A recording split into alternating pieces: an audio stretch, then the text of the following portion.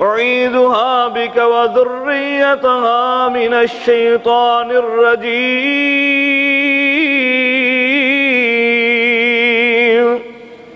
حضرت مریم کی والدہ ماجدہ، حضرت عمران کی بیوی، انہوں نے دعا کی، یا اللہ میرے پیٹ میں جو اولاد ہے میں تیرے لیے اس کو آزاد کرتی ہوں، وقف کرتی ہوں۔ بہرحال جو بھی ہے، بیٹا ہے یا بیٹی ہے، اگرچہ مذکر مؤنث ایک جیسے نہیں ہو سکتے تب بھی تو بہتر جانتا ہے۔ اور جب حضرت مریم پیدا ہوئی پھر دعا کی، یا اللہ میں اس کو اور اس کی آنے والی اولاد کو تجھ سے پناہ لے کے دے رہی ہوں، یا اللہ شیطان مردود سے ان دونوں کو یا اس کی اولاد کو محفوظ کرنا۔ اللہ اکبر۔ میرے آقا علیہ السلام نے فرمایا اس کائنات میں جتنے بھی پیدا ہونے والے بچے ہیں وہ شیطان کے کچوکا لگانے سے، اس کو چھیڑنے سے وہ ضرور چیختے اور چلاتے ہیں، سوائے حضرت مریم اور ان کے بیٹے حضرت عیسیٰ علیہ السلام کے، وہ محفوظ رہے۔ کیوں محفوظ رہے؟ آقا علیہ السلام نے فرمایا کیوں محفوظ رہے؟ اس لیے کہ ان کی والدہ نے اس کے لیے اور اس کی اولاد کے لیے دعا کی تھی کہ یا اللہ اس کو اور اس کی اولاد کو شیطان مردود سے محفوظ رکھنا۔ اس لیے بھائیوں یہ دعا کرنی چاہیے، اے اللہ ہماری اولاد کو شیطان سے محفوظ رکھنا۔ یہ تربیت اولاد میں ایک بنیادی سنگ میل کی حیثیت رکھتا ہے۔ میرے آقا علیہ السلام نے فرمایا، انشاءاللہ آگے چل کر اس کے متعلق وضاحت فرمائیں گے کہ والدین کی دعائیں جو ہیں اولاد کے لیے کتنی مفید ہوتی ہیں۔ بہرحال ہمیں یہ دعا کرنی ہے۔ اس کے بعد اب اللہ نے اولاد دے دی، کیا کام کرنا ہے؟ سب سے پہلا کام جو احادیث سے ثابت ہے، اس بچے کے کان میں آذان کہی جائے۔ آذان، آج بہت سارے لوگ اس کے متعلق تشکیک اور شک و شبہ پیدا کرتے ہیں۔ امام ترمذی رحمۃ اللہ علیہ نے اس حدیث کو بیان کرنے کے بعد کہا یہ حدیث حسن اور صحیح ہے۔ کیا فرمایا؟ سیدنا ابو رافع رضی اللہ تعالیٰ عنہ کہتے ہیں، رأیت رسول اللہ صلی اللہ علیہ وسلم، میں نے نبی کریم صلی اللہ علیہ وسلم کو دیکھا، اذن فی اذن حسن بن علی، میں نے یہ دیکھا کہ نبی کریم صلی اللہ علیہ وسلم نے حسن بن علی رضی اللہ تعالیٰ عنہ کے کان میں خود اذان کہی، حین ولدتہ فاطمہ، جب فاطمہ نے ان کو جنم دیا تو نبی کریم صلی اللہ علیہ وسلم نے خود اذان کہی، تاکہ آنے والے بچے کے کان میں سب سے پہلے پڑھنے والی آواز جو ہے وہ اس کے الہ اور معبود کی ہونی چاہیے، تاکہ وہ اس کا فرما بردار اور اطاعت گزار بن جائے۔ اس لیے بھائیوں سب سے پہلا کام یہ کرنا چاہیے، لیکن افسوس آج کل تو حالات ہی برعکس ہیں۔ آج کل تو موبائل فون سے سب سے پہلے اس کو کچھ نہ کچھ سنایا جاتا ہے، اس کو خاموش کروایا جاتا ہے۔ اور ابھی آپ نے دیکھا، ہمیشہ ہم کہتے رہتے ہیں، بار بار اس مسجد میں کہا گیا، بار بار مساجد میں ائمہ بھی کہتے ہیں، اور فون کو بند کیا کرو بھائیو، نماز پڑھ۔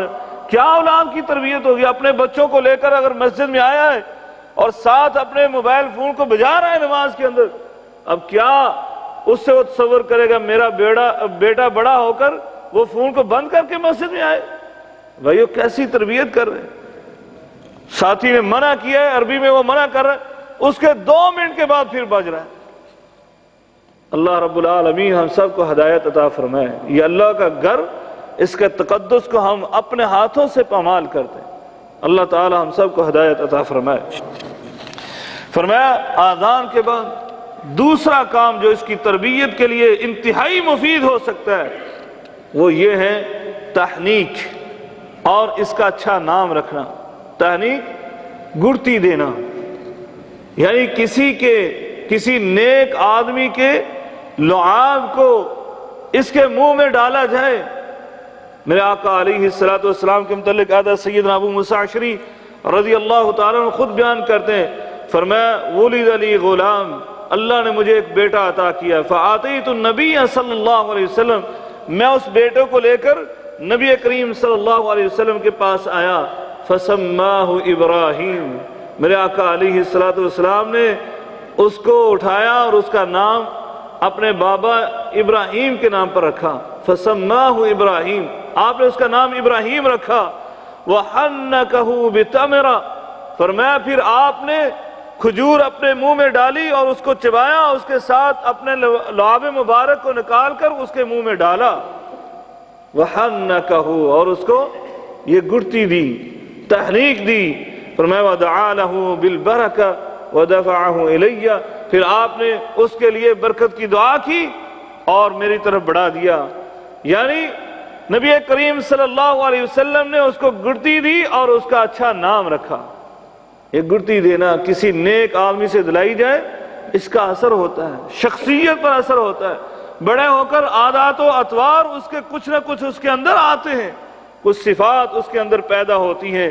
اسی لیے سیدنا ابو طلحہ رضی اللہ تعالیٰ عنہ کے متعلق آتا ہے، سیدنا انس کہتے ہیں حضرت ابو طلحہ کو اللہ نے بیٹا دیا، آپ نے وہ بیٹا لا کر مجھے پکڑایا اور کہا اس کو لے کر جاؤ نبی کریم صلی اللہ علیہ وسلم کے پاس، اور کچھ ساتھ کھجوریں بھی دی. میں لے کر نبی کریم صلی اللہ علیہ وسلم کے پاس آیا، آپ نے اس کو اپنے گود میں لیا اور اس کو تحنیک یعنی گڑتی دی اور پھر اس کا نام عبداللہ رکھا اور اس کے لیے برکت کی دعا کی. یعنی اس سے معلوم ہوتا ہے نبی کریم صلی اللہ علیہ وسلم اپنے صحابہ کی اولاد کو تحنیک دیا کرتے تھے، یہ گڑتی دیا کرتے تھے، اس کا اثر ہوتا ہے. اس لیے آج ہمیں بھی یہ کام کرنا چاہیے. ہمیں تو ڈاکٹروں نے منع کر دیا بچے کے منہ میں کوئی ابھی چیز نہ ڈالیے گا، کہیں یہ ایسا ہو جائے گا ویسا ہو جائے گا، سانس کی بیماریاں شروع ہو جائیں گی. اللہ المستعان. جب ہمارا اعتماد، ہمارا توکل دین سے اٹھ جاتا ہے تو پھر ایسے ہی معاملات ہوتے ہیں. وگرنہ میرے آقا علیہ السلام نے یہ تحنیک کا عمل خود کیا، اور وہ اس کائنات کے سب سے بڑے حکیم اور دانا کہ جن کی حکمت کے متعلق اللہ تعالیٰ آسمان سے کہے کہ میں نے یہ حکمت اتاری ہے. وَأَنزَلْنَا إِلَيْكَ الْكِتَابَ وَالْحِكْمَةَ، اے میرے نبی کریم ہم نے آپ کو قرآن مجید بھی دیا، ساتھ ساتھ حکمت و دانائی بھی دی. تو وہ میرے نبی کریم صلی اللہ علیہ وسلم جو اس کائنات کے سب سے بڑے حکیم اور دانا تھے، وہ یہ کام کر رہے ہیں. اس لیے یہ کام کرنا چاہیے. اور دوسرا میں نے یہ کہا کہ اس کا اچھا نام رکھنا چاہیے. نبی کریم صلی اللہ علیہ وسلم نے خود یہ ارشاد فرمایا کہ سنو، اپنے بچوں کے نام اچھے اچھے رکھا کرو. فرمایا بلکہ انبیاء کے ناموں پر اپنے بچوں کے نام رکھا کرو. سمو باسماء الانبیاء، اپنے بچوں کے نام انبیاء کے ناموں پر رکھا کرو. وَحَبَّ اسْمَاءَكُمْ إِلَى اللَّهِ عَزَّ وَجَلَّ عبداللہ و عبد الرحمن. فرمایا اور اللہ کو جو محبوب ترین نام ہیں وہ عبداللہ اور عبد الرحمن ہیں. بہرحال اچھے اچھے نام رکھنے چاہیے. میرے آقا علیہ السلام کو معلوم ہوا حضرت عمر فاروق رضی اللہ تعالیٰ عنہ کی بیٹی، اس کا نام عاصیہ ہے. آپ نے فوراً اس کا نام تبدیل کیا. عاصیہ کا مطلب نافرمان. آپ نے کہا نہیں، اس کا نام جمیلہ ہونا چاہیے، خوبصورت. آپ نے اس کا نام تبدیل کیا. سیدنا سعید بن المسیب رحمت اللہ علیہ کا میں واقعہ پڑھ رہا تھا اور حیران ہوا. بخاری شریف کی یہ روایت ہے. سیدنا سعید بن المسیب اپنے دادا کا واقعہ بیان کرتے ہیں. کہا میرے دادا نے بتایا کہ میں نبی کریم صلی اللہ علیہ وسلم کے پاس آیا. آقا علیہ السلام نے پوچھا مسمک، آپ کا نام کیا ہے؟ کہا حزن. اللہ کے رسول میرا نام ہے غمناک، غمگین آدمی، غم والا، حزن. میرے آقا علیہ السلام فرمایا لا انت ساحل. فرمایا نہیں، تمہارا نام تو ساحل ہونا چاہیے، آسانی والا. انہوں نے کیا کہا؟ انہوں نے آگے سے کہا لا لا لا، اللہ کے رسول میں اپنے باپ کا نام رکھا ہوا تبدیل نہیں کرنا چاہتا. میرے آقا علیہ السلام حکیم دنا خاموش. لیکن سعید بن المسیب رحمت اللہ علیہ کہتے ہیں میرے دادا نے نبی کریم صلی اللہ علیہ وسلم کے رکھے ہوئے اچھے نام کو ٹھکرایا اس کی وجہ سے اور اس نام کے اثر کی وجہ سے ہم نے ہمیشہ ان کو مشکلات میں گرا ہوا دیکھا، ہمیشہ پریشان دیکھا۔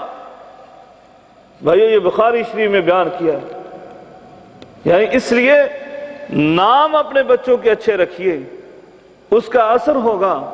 اگر نام آپ الٹے پلٹے رکھیں گے تو اولاد بھی ویسی ہی ہوگی، اس لیے ہمیں نام اچھے رکھنے چاہیے۔ سیدنا سمرہ رضی اللہ تعالیٰ عنہ حدیث بیان کرتے ہیں جس میں ایک نام کے متعلق اور ایک اور حق ہے اس کے متعلق بیان کیا، یعنی عقیقہ بھی اس کا کیا جائے۔ فرمایا کل غلام رہین بعقیقتہ، ہر غلام، ہر پیدا ہونے والے بچہ اپنے عقیقے کے ساتھ وہ گروی ہے، یعنی اس گروی کو ہمیں چھڑانا چاہیے جلد از جلد، جیسے ہی استطاعت ہو اس کو چھڑانا چاہیے۔ ویسے تو مسنون نبی کریم صلی اللہ علیہ وسلم نے فرمایا عقیقہ 7ویں دن کرنا چاہیے، اگر 7ویں دن نہیں کر سکے ہیں آپ تو پھر آپ 14ویں دن یا 21ویں دن کر لیں، نہیں کر سکے زندگی کے کسی وقت بھی اگر اللہ نے آسانی دے دی ہے آپ اس عقیقے کو ضرور کیجیے، اپنے اس بچے کو رہن سے چھڑائیے اور اس گروی کو اس کو دور کیجیے۔ میرے آقا علیہ السلام نے فرمایا تذبح عنہ یوم سابعہ، اس سے یہ عقیقہ کیا جائے 7ویں دن، وَيُسَمَّا فِي، اور 7ویں دن اس کا نام ضرور رکھ دو۔ اور جیسے میں نے بتایا کہ نام انتہائی عمدہ ہونا چاہیے، اور نبی کریم صلی اللہ علیہ وسلم نے فرمایا اچھے اچھے نام رکھو، جیسے کہ انبیاء کے نام تھے ان ناموں پر اپنے بچوں کے نام رکھو۔ اور نبی کریم صلی اللہ علیہ وسلم نے برے ناموں سے اشراف کرنے کا کہا کیونکہ ان کا اثر ہوتا ہے۔ اب مرحلہ آ گیا، بچہ بڑا ہو چکا ہے، اس کی تعلیم و تربیت کا مرحلہ ہے۔ آقا علیہ السلام نے فرمایا کلکم راعٍ وکلکم مسئول عن رعیتہ، فرمایا تم میں سے ہر ایک نگہبان ہے، ہر ایک راعی ہے، اور ہر ایک سے اس کی رعیت کے بارے میں، رعایا کے بارے میں سوال ہوگا۔ پھر آگے آپ نے وضاحت فرمائی، فرمایا والامیر راعٍ ومسئول علی رعیتہ، حکمران جو ہے، امیر جو ہے وہ اپنی رعایا کا راعی ہے اور اس کا مسئول ہے، اس کے متعلق اس سے سوال کل قیامت کے دن ہوگا۔ والرجل راعٍ علی اہل بیتہ، فرمایا انسان آدمی جو ہے وہ اپنے گھر والوں کا راعی ہے اور اس کے متعلق سوال ہوگا۔ والمرأة راعیۃ علی بیت زوجہا وولدہ، فرمایا اور عورت جو ہے وہ اپنے شوہر کے گھر کی راعی ہے، اس کے بچوں کی نگہبان ہے۔ فرمایا فکلکم راعٍ وکلکم مسئول عن رعیتہ، تم میں سے ہر ایک نگہبان ہے، ہر ایک مسئول ہے، اس سے اس کی رعایت اور اس کی رعایا کے متعلق سوال ہوگا۔ اس لیے ہمیں یہ ہماری رعایا ہے، اللہ نے اولاد کی نعمت سے نوازا ہے تو ہمیں اس کی تربیت کرنا ہے۔ اس کی تربیت کے متعلق سیدنا عبداللہ ابن عباس رضی اللہ تعالیٰ عنہ نے فرمایا، میرے آقا علیہ السلام فرماتے ہیں من حق الولد علی الوالد ان یحسن ادبہ و یحسن اسمہ، فرمایا کہ یہ والدین پر حق ہے اولاد کا کہ وہ اس کو ادب و احترام سکھلائیں، تعلیم دیں اور اس کا اچھا نام رکھیں۔ سیدنا علی رضی اللہ تعالیٰ عنہ فرماتے ہیں علموا اولادکم واہلیکم بخیر، اپنی اولادوں کو تعلیم دو اور ان کو اچھی اچھی باتیں سکھلاؤ، وَأَدِّبُوهُمْ، اور ان کو ادب و احترام کی تربیت اور تعلیم دو۔ یہاں ابن حبان کی انتہائی جامع روایت ہے، سیدنا انس رضی اللہ تعالیٰ عنہ اس حدیث کو بیان کرتے ہیں کہ آقا علیہ السلام نے فرمایا ہر بچہ جو ہے جب وہ پیدا ہوتا ہے اس کا عقیقہ کیا جائے، وہ گروی ہے اپنے عقیقے کے متعلق، فرمایا پھر اس کا نام رکھا جائے، اس کے سر کے بال منڈے جائیں، پھر اس کے بعد فرمایا جب 6 سال کا ہو جائے فَإِذَا بَلَغَ 6 سنین، جب 6 سال کا ہو جائے فَأَدِّبُوهُمْ، ان کو ادب و احترام سکھلاؤ، ان کو بڑوں کا ادب وہ سکھلاؤ، ان کو تعلیم دو۔ فرمایا وَإِذَا بَلَغَ 9 سنین عُزِلَ عَنِ الْفَرَاشِ، فرمایا جب وہ 9 سال کی ہو جائے پھر ان کے بستر الگ کر دو، ان کو الگ بستر پر سلاؤ۔ فرمایا فَإِذَا بَلَغَ 13 سَنَةً، فرمایا جب